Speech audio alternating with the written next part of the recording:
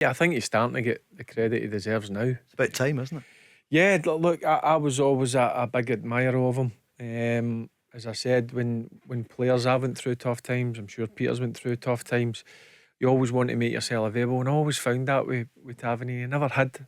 He was always in the front, leading.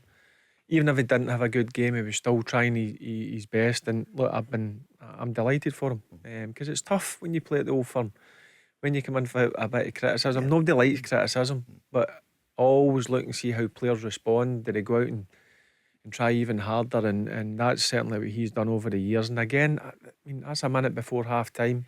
The crowd's on edge a wee bit.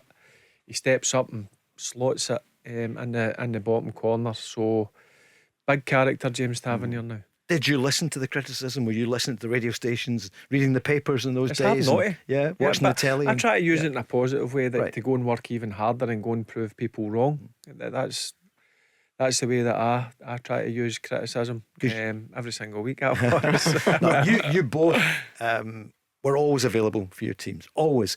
Peter, if you got criticism, did you listen to it, and did you hear it, or did you switch it? You know, managers every always week. used to say, I don't listen. No, but I don't every watch. week, 100%, because even if you say you don't listen, somebody will tell you. You know, and you're used to it. Listen, I was never nice, and I get more criticism probably than most, and it was never nice. You know, it was never nice, and it was hard to take. It was really difficult, you know, but you always made, as Barry said, I think the character you've got to show is you want to go out there and play and do your best. The one thing I would never ever throw at me, anybody could criticise my performance, the way you played, but I always wanted to try and do my best. That was the only thing. You always wanted to be available because you wanted to play. And as I said, Tavernier, young Patterson, we're talking about trying to sell Tavernier and keep Patterson at the time. Remember, he was going through a bad time, trying to get rid of him. Oh, he's not as good as son, bring the young boy in and whatever.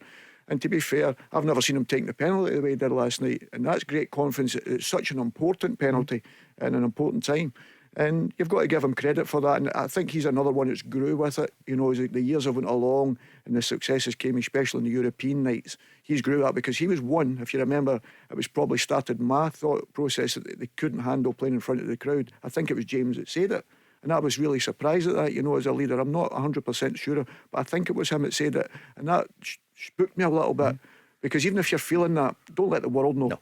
You know, you don't let the world know, and that's why you've got to give him great credit since that, if it was him, that he's grown and grown and grown and became a massive, massive player, and rightfully captain.